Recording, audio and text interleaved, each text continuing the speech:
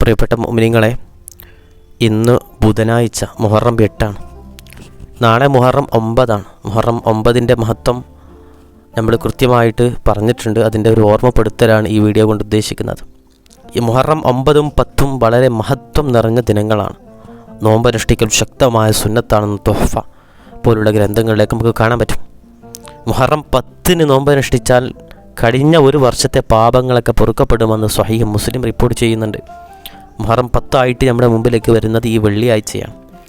അപ്പോൾ മുഹറം 10ൻ്റെ നോമ്പെന്ന് പറയുന്നത് നമ്മുടെ കഴിഞ്ഞ വർഷം നാം ചെയ്തിട്ടുള്ള ചെറിയ പാപങ്ങളൊക്കെ ഉണ്ട്. ആ പാപങ്ങളൊക്കെ പൊറുപ്പിക്കപ്പെടണമെങ്കിൽ നമ്മൾ തൗബ ചെയ്ത് മടങ്ങണമല്ലോ. പാപങ്ങൾക്കൊക്കെ തെറ്റുകൾക്കൊക്കെ തൗബ വേണം. ആ തൗബക്ക് സമാനമായിട്ട് അല്ലാഹു സുബ്ഹാനഹു വ തആല കനിഞ്ഞേകിയതാണ് മുഹറം 10ൻ്റെ നോമ്പ്. ചെറിയ പാപങ്ങളൊക്കെ പൊറുപ്പിക്കപ്പെടും. നമ്മളറിയാതെ തന്നെ നമ്മുടെ അന്നം മുടക്കുക എന്ന് മാത്രമല്ല നോമ്പ് കൊണ്ട് ഉദ്ദേശിക്കുന്നത്, അള്ളാഹു കൽപ്പിച്ച രൂപത്തിൽ അവൻ ജീവിതത്തെ തിട്ടപ്പെടുത്തി അനുസരിച്ചു എന്നതാണ്.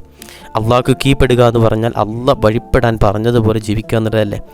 അങ്ങനെ ചെയ്ത ഒരാൾക്ക് അള്ളാഹ് കൊടുക്കുന്ന വലിയ ഓഫറാണ് ഒരു വർഷത്തെ പാപം പൊറുപ്പിക്കപ്പെടുക എന്നുള്ളത്. മുഹറം 10ൻ്റെ നോമ്പ് അനുഷ്ഠിക്കാൻ പ്രത്യേകം ശ്രദ്ധിക്കണം.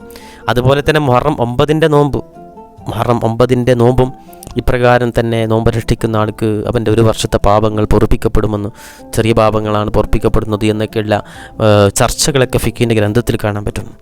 അത് പ്രത്യേകം അജ്വിബ എന്ന് പറയുന്ന ഗ്രന്ഥത്തിലൊക്കെ ഇതിൻ്റെ സൂചനകളും മറ്റും കൊടുത്തിട്ടുണ്ട്. അപ്പോൾ നമ്മൾ ചെയ്യുന്ന നോമ്പുകൾ, നമ്മൾ നോറ്റ് വീട്ടുന്ന എല്ലാവിധം നോമ്പുകളടക്കമുള്ള ആരാധനകളൊക്കെ ഉണ്ടല്ലോ, അതൊക്കെ അല്ലാഹുവിൻ്റെ പ്രീതിക്ക് വേണ്ടിയിട്ടാണ്, മാപ്പിന് വേണ്ടിയിട്ടാണ്.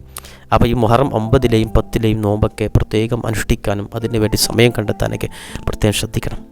9ന് നോമ്പ് അനുഷ്ഠിച്ചവർക്കും അനുഷ്ഠിക്കാത്തവർക്കും മുഹറം 10ഓടൊപ്പം 11ഉം നോമ്പ് അനുഷ്ഠിക്കുക സുന്നത്തെന്ന് പറയുന്നുണ്ട്. മുഹറം 9ന് ഒരാൾ നോമ്പ് നോറ്റില്ല, അയാൾക്ക് സുന്നത്താണ്. മുഹറം 11ന് നോമ്പ് നോക്കൽ സുന്നത്താണ്. ഇനി നോമ്പ് നോറ്റ ആളാണെങ്കിൽ പോലും മുഹറം 9നും നോമ്പ് നോറ്റ ആളാണെങ്കിൽ 10നും 11നും നോമ്പ് നോക്കലും സുന്നത്താണ്. 3 ദിവസം തുടർച്ചയായിട്ട് നോമ്പ് വെക്കാൻ സുന്നത്താണ്. അത് പ്രത്യേകം ശ്രദ്ധിക്കുക. മാത്രമല്ല മുഹറം 10ൻ്റെ അന്ന് വീട്ടുകാർക്ക് ഭക്ഷണത്തിൽ വിശാലത ചെയ്തു കൊടുത്താൽ ആ വർഷം മുഴുവനും അവൻ്റെ റിസ്കിൽ അള്ളാഹു വിശാലത ചെയ്തു കൊടുക്കുമെന്ന് കൃത്യമായിട്ടും നമുക്ക് നമ്മുടെ മുൻകാല പണ്ഡിതന്മാരൊക്കെ കൃത്യമായി രേഖപ്പെടുത്തി പഠിപ്പിക്കുന്നുണ്ട്. അതുകൊണ്ട് തന്നെ മുഹറം 10ന് നമ്മൾ എല്ലാ നിലയ്ക്കും ഭക്ഷണത്തിൽ വിശാലത ചെയ്യണം. സ്നേഹത്തിൽ എന്നതുപോലെ തന്നെ ഭക്ഷണത്തിൽ സുഭിക്ഷമായ രൂപത്തിൽ ഭക്ഷണം കഴിച്ചുകൊണ്ട് അതിൽ സന്തോഷം രേഖപ്പെടുത്തുന്ന ഒരു കുടുംബനാഥനുണ്ടെങ്കിൽ ആ കുടുംബനാഥന് പിന്നെ എന്താണ് വേണ്ടത്? അവരുടെ സന്തോഷം എന്നെന്നും അള്ളാഹു നിലനിർത്തി കൊടുക്കുമെന്നാണ്. അപ്പം മുഹറം 10ന് ഭക്ഷണത്തിന് നമ്മൾ കുടുംബക്കാർക്കൊക്കെ വിശാലത ചെയ്തു കൊടുത്താൽ ആ വർഷം മുഴുവൻ നിലവിൽ അടുത്ത മുഹറം 10 വരെയുള്ള ഭക്ഷണ വിഷയത്തിൽ അവനക്ക് വിശാലത കിട്ടുമെന്നാണ് കുർദിയൊക്കെ ആ കാര്യം വളരെ വ്യക്തമായിട്ട് പറയുന്നുണ്ട്. അതുപോലെ തന്നെ നമ്മൾ നാളെ, അതായത് വ്യാഴാഴ്ച മുഹറം 9ന് നോമ്പ് നോക്കുന്ന സമയത്ത് നമുക്ക് കൃത്യമായിട്ട് 4 തരം നോമ്പുകൾ കിട്ടുന്നുണ്ട് എന്നാണ്. മുഹറം 9 നാളെയാണല്ലോ, വ്യാഴാഴ്ച. നമുക്ക് നാളത്തെ നോമ്പ് സുന്നത്തായ പലതരം നോമ്പുകൾ അടങ്ങിയിട്ടുള്ള ഒരു നോമ്പ് കൂടിയാണ് അത് നാളത്തെ നോമ്പെന്ന് പറയുന്നു. അതിൽ മുഹറം 9ൻ്റെ കൂലിയാണ് ഒന്നാമത്തത്. മുഹറം മാസത്തിലെ നോമ്പ്, അതായത് മുഹറം മാസത്തിൽ തന്നെ നമ്മൾ നോമ്പ് നോൽക്കുന്നൊരു കൂലിയും കൂടി അതിൽ പെടുന്നുണ്ട്. അപ്പോൾ 2 കൂലി നിലവിലായി. ഒന്നാമത്തേത് മുഹറം മാസത്തിൽ നോമ്പ് നോൽക്കുന്ന സുന്നത്താണ്. ആ ഒരു കൂലി മുഹറം 9 നാളെ നമ്മൾ നോറ്റാൽ നമുക്ക് പ്രത്യേകിച്ച് ആ കൂലി കിട്ടും. രണ്ടാമത്തെ മുഹറം 9ലെ താസ്വാഇൻ്റെ നോമ്പിൻ്റെ കൂലി അവൻക്ക് കിട്ടും.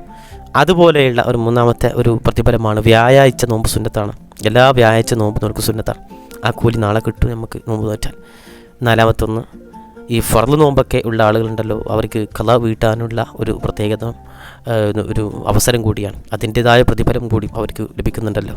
അപ്പോൾ ഫർള് നോമ്പൊക്കെ ഖളാ ആയ ആളുകളുണ്ടെങ്കിൽ നാളത്തെ നോമ്പിൻ്റെ കൂടെ നിയ്യത്ത് കൃത്യമായിട്ട് അതിൽ ഉൾപ്പെടുത്തിയിട്ട്, അത് നിയ്യത്ത് എങ്ങനെ വെച്ചാൽ റമദാനിലെ ഖളാ ആയ ഫർള് നോമ്പ് അതിനെ ഖളാ വീട്ടാനും, മുഹറം മാസത്തിലെ സുന്നത്ത് നോമ്പും വ്യാഴാഴ്ചയിലെ സുന്നത്ത് നോമ്പും മുഹറം 9ലെ സുന്നത്ത് നോമ്പും അനുഷ്ഠിക്കാൻ ഞാൻ കരുതി എന്നുള്ള നിയ്യത്ത് വെച്ചാൽ ഈ 4 കാര്യം നമുക്ക് ഒന്നിച്ച് ചെയ്യാൻ പറ്റും. അത് പ്രതിഫലം കൂടി കിട്ടും. നിയ്യത്ത് ഒന്നും കൂടി പറയാം. റമദാൻ മാസത്തിലെ ഖളാ ആയ ഫർള് നോമ്പ് ഖളാ വീട്ടാനും, മുഹറം മാസത്തിലെ സുന്നത്ത് നോമ്പും വ്യാഴാഴ്ചയിലെ സുന്നത്ത് നോമ്പും മുഹറം 9ലെ സുന്നത്ത് നോമ്പും അനുഷ്ഠിക്കാൻ ഞാൻ കരുതി. ഇതോടുകൂടിയിട്ട് നമുക്ക് നമ്മുടെ മുഹറം 9 വളരെ വിശാലമായ രൂപത്തിൽ പ്രതിഫലം നേടുന്ന രൂപത്തിലേക്ക് നമുക്ക് ആക്കി തീർക്കാൻ പറ്റും. മുഹറം 10ലെ വിശാലതയെ സംബന്ധിച്ച് ഹദീസിൽ നബി സല്ലല്ലാഹു അലൈഹി വസല്ലം തങ്ങൾ പറയുന്നുണ്ടല്ലോ, മൻ വസ്സഅ അലാ ഇയാലിഹി വ അഹ്ലിഹി യൗമ അശുറാ വസ്സഅ അല്ലാഹു അലൈഹി സായിറ സനതിഹി എന്നാണ്. ആരെങ്കിലും മുഹറം 10 തൻ്റെ ആശ്രിതരായ തൻ്റെ കുടുംബക്കാർക്ക്, തൻ്റെ ഭാര്യ മക്കൾക്കെല്ലാം ഭക്ഷണ വിശാലത ചെയ്തു കൊടുത്താൽ ആ വർഷം മുഴുവനും അള്ളാഹു അവന് ഭക്ഷണ വിശാലത ചെയ്തു കൊടുക്കുമെന്ന് ബൈഹഖി റിപ്പോർട്ട് ചെയ്യുന്നുണ്ട്.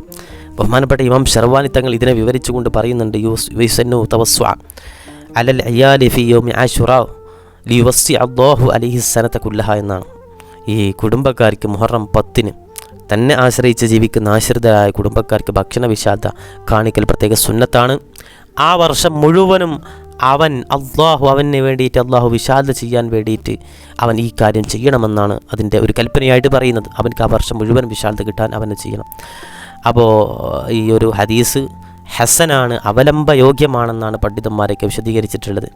മാത്രമല്ല, ഒന്നിലധികം ഹദീസ് പണ്ഡിതന്മാർ പ്രസ്തുത ഹദീസ് അനുസരിച്ച് പ്രവർത്തിച്ചപ്പോൾ ജീവിതത്തിൽ വിശാലത അനുഭവിച്ചതായിട്ടും അവർ അനുഭവത്തിലൂടെ പറയുന്നുണ്ട് എന്നാണ്. അതുകൊണ്ട് തന്നെ മുഹറം 9 നോമ്പ്, ആ നോമ്പ് തുറക്കുന്ന സമയത്തും വിശാലത കാണിക്കണമെന്നും അതിൻ്റെ മഹത്വം പറയുന്നിടത്ത് 10 മാത്രമല്ല 9. അപ്പോൾ ഫുഖാക്കളൊക്കെ അതിൻ്റെ സുന്നത്ത് കിട്ടുമെന്നൊക്കെ പറയുന്നുണ്ട്. കാരണം എന്താണെന്ന് വെച്ചാൽ ആ നോമ്പ് തുറക്കുന്നത് മുഹറം 10 രാവിലാണല്ലോ. മുഹറം 10 രാവിലാണ് മുഹറം 9 നോമ്പ് നമ്മൾ തുറക്കുന്നത്.